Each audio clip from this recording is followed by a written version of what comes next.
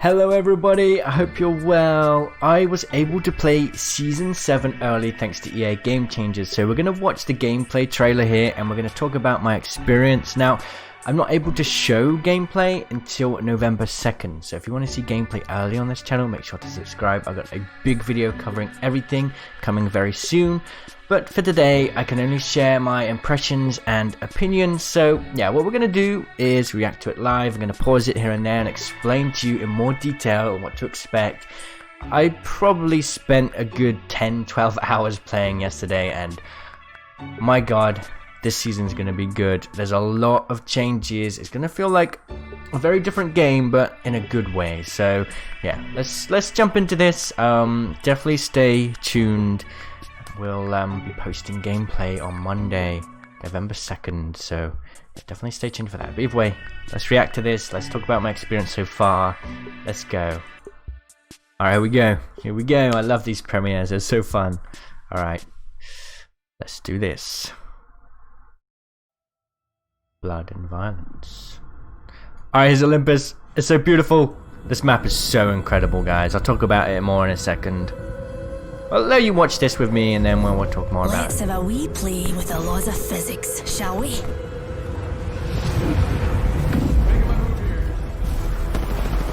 That giant tunnel is called the Phase Runner. It's going to play a big part in the new map.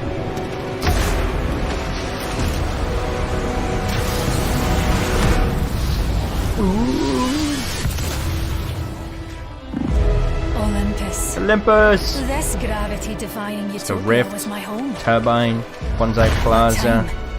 It can take away the things you love. Too slow on the draw. And Olympus was no exception. It all ends the same way. It is now host to a new experiment.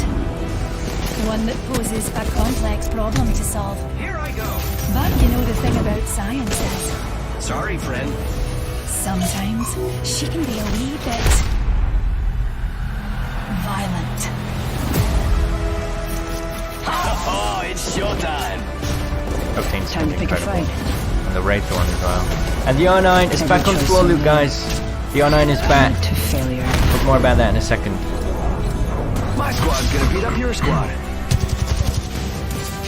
Clubs feature as well. It's like a new way to play with friends, basically. I expect the results of this will be utterly delightful. Hop in, mates. We're taking this ride for a spin. Trident. I love these things, amigos. Say hello to Sheila, mates. Yes. Fling it out, stop.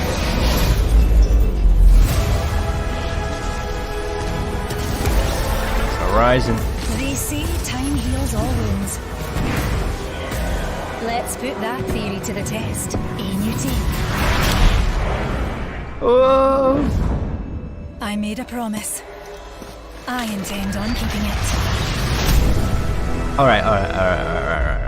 Now, let's talk about this season, shall we? Alright.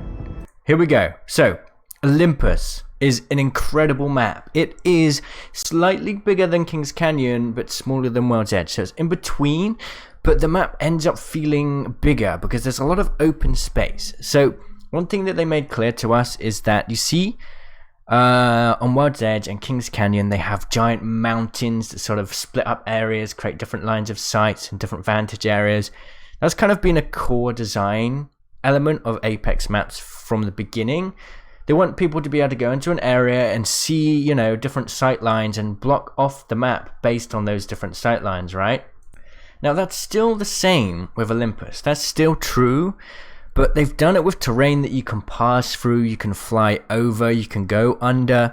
All of the different terrain that's used for sightlines is navigatable, which means the map is a lot more traversable. You can go from point A to point B in so many different ways, which makes the map feel smaller in a way because you can travel so fast to different points. But to me, that's great. You know, one of the biggest issues in the game, when you want to like have a fun game, you kill people early game and then it gets really quiet. But with this map, it's so easy to travel. Now, obviously, there are the Tridents, which make it very easy to travel as well, and we'll talk more about that in a minute. But perhaps one of the coolest things is the phase runner. So essentially, the phase runner goes through the center of the map. Imagine the river in King's Canyon. That is now the phase runner in Olympus, and there's different portals on each end. You go through the portal and it takes you all the way through the tunnel safely and out the other side. And it's, just like within a few seconds, you've gone from one side of the map to the middle, and then you can go from the middle down to the other side of the map, which is just quite incredible. Now, if we take a look at this spot here, we have the Rift, which is an area on the map, right? So obviously in this story, something terrible happened here. The person who betrayed Horizon probably used it and it went terribly wrong. So you have this big dome area. Now if you're inside this area, nothing really happens, but it's kind of got this different color scheme to it. These buildings are all destroyed. It's a very spread out area, and if you go in this thing here, then you will then teleport and go through the phase runner and go to the center of the map. Now when you leave the phase runner, you'll be in the void, like as if you're playing Wraith. So you can see if there's any players nearby. You can kind of reposition before they fight you, which is, it's really nice to see. Now, yeah, this is where it comes out, one side. So you can, there's the other side there, you can just see it. So you travel through here, through the center of the map, very, very fast. Now, I have to show you on Monday the actual gameplay and showcase what it actually looks like. But yeah, it's incredible, really fun way to travel. And then of course we have the Trident as well. I know a lot of people are worried about the Trident, so let me just find it real quick. Where's the Trident? Did we miss it? Maybe it's back here somewhere. Let me figure it out. Right, so here's the Trident. This is the new hovercraft, first vehicle in Apex Legends. Now we have these big roads here that kind of go around the edge of the map, but you can also just travel the Trident through the map very freely. Now, you cannot kill anyone with these. You can't run anybody over. If you crash into them, they'll just bounce them out the way. You can't destroy them either. If you shoot them, they don't get destroyed. So let's say you're an enemy and you're shooting here, right? What will happen is the damage that you do will be equally dealt to all players on the vehicle. They want it to be a fun repositioning tool, but they don't want it to be like affected by damage and all that stuff. So you can't destroy it. Well, there's one way you can, I'll explain in a second. So yeah, if you're on that, you can either just choose to shoot the Trident here and it will do damage equally to all player, or you can try and focus a specific player, and if you actually hit them, it will do all of that damage on that player, as you would probably imagine.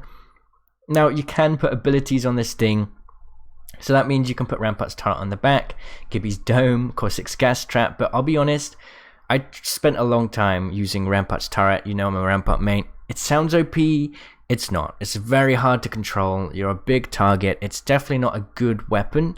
It can be used in some crazy moments and it's going to be funny to see, but it's not strong. You're very vulnerable when you do this, so don't worry too much about that. So yeah, don't worry about the new turret Rampart meta. Now speaking of the turret, this map has sort of like, okay, so let's say we have Wild's Edge and King's Canyon. On these maps, you have rocks, you have cars, you have all sorts of terrain spread out, right? For me, it felt like for every, say, 5 rocks you'd come across, or boxes that you'd come across on Wild's Edge or King's Canyon, you have maybe 1 or 2 rocks and boxes on this map. The cover is a bit more spread out, which means you will be running in the open more often, which means you will be more vulnerable to long-range weapons such as the sniper, something like a Spitfire with a long-range scope, or Sheila's turret. So, I mean, yeah, I've got some good gameplay to show you soon that really showcases that potential, but it's definitely, you're going to have to really rethink how to play a little bit more. You really have to be, you know, you have to be very careful about moving from point A to point B. Movement-based abilities are going to be more important for sure. So that's definitely a good thing to think about.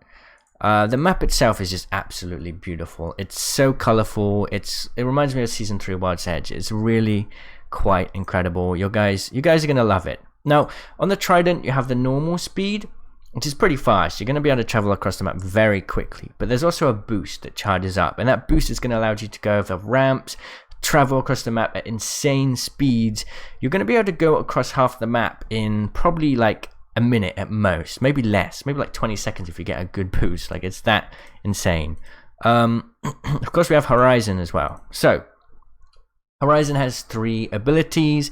She's pretty good. She, especially on this map, right? Olympus has a lot of verticality. There are many places that have high areas, middle areas, underground areas, and Rampart's tactical allows her to jump onto a gravity lift and kind of go up in the air and reposition. Now, the gravity lift works faster than it does in Season 6. You have more speed and more momentum, and you can go on it and then quickly jump out. It's very strong, and you're going to be surprised when people use this on you, because you're going to have so many players jumping above your head and landing on top of you. That just doesn't happen on, say, Octane's jump pad, because when you go on Octane's jump pad, you have a sort of very slow curve back down towards the ground. This one, you have huge momentum up and then suddenly a massive amount of momentum pushing you down again. So it's going to be hard to control Horizon, this ability in particular, but also hard to go up against it. Now, an interesting thing is when you shoot whilst on this thing, your accuracy is 100%. So you can ADS and shoot perfectly with snipers, shotguns, pistols, anything. So that's pretty cool to see. Horizon's passive is useful in some situations.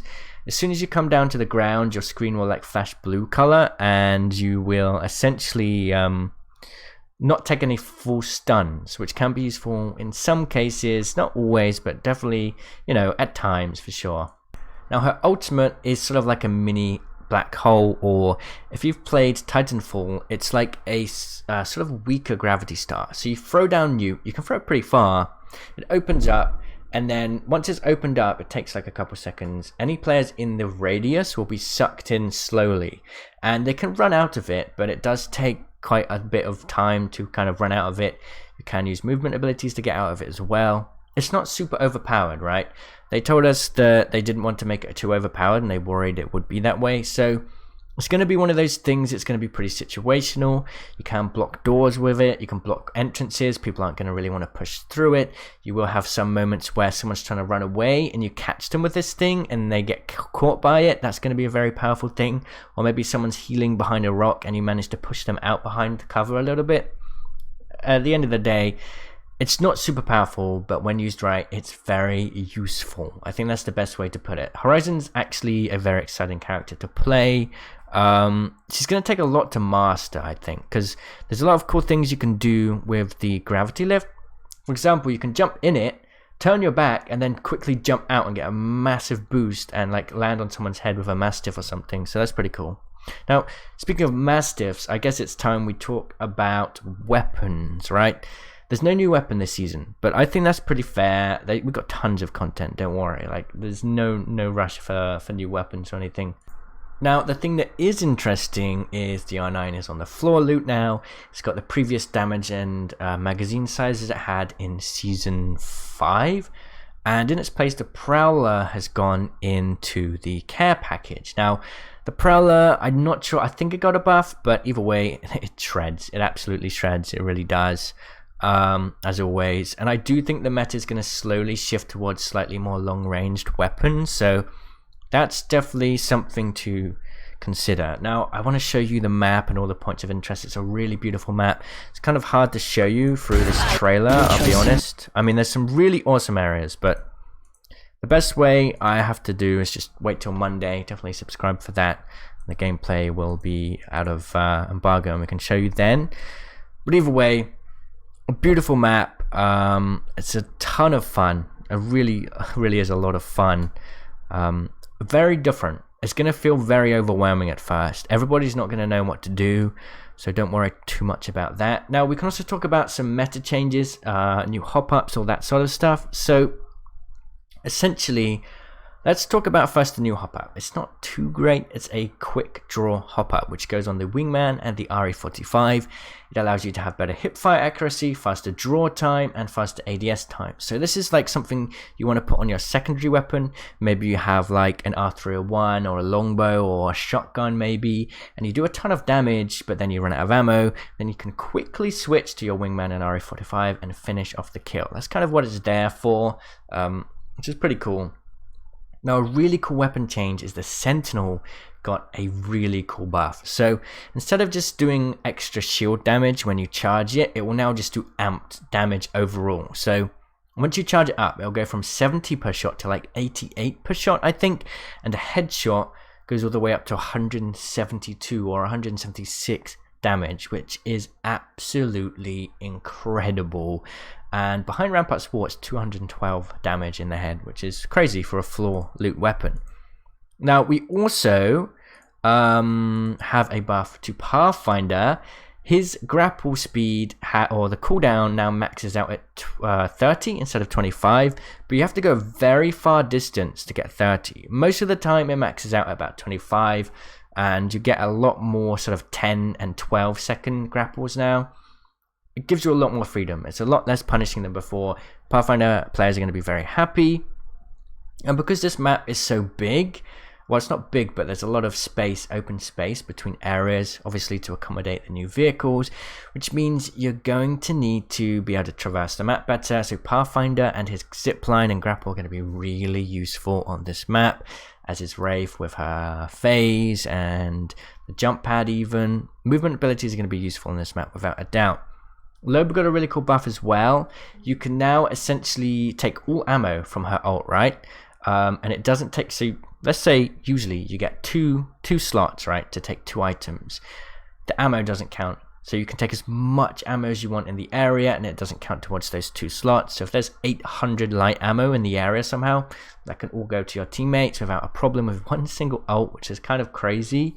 So yeah, there's all sorts of different stuff to cover. There's clubs, which is a new feature which allows up to 30 players to join in a group, and sort of you can search for clubs that may suit your playstyle, your rank, your requirements. Maybe you want someone who is plays with a mic. Maybe you want someone that doesn't play with a mic. Maybe you want to find a team of players that are bronze. Maybe you want to find a team of players that are family friendly. You know, you can find a ton of different tags and search for clubs that suit you and join a club and kind of build that small close-knit community with 30 other players.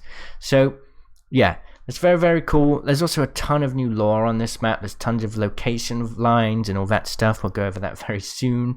But yeah, I really want to show you this map, and we'll show you on Monday and all the other little pieces and all the cool things you can do in this game. So definitely subscribe for that. Hopefully you've enjoyed this video so far. Let me know what you think. I'll see you in the comments. Cheerio!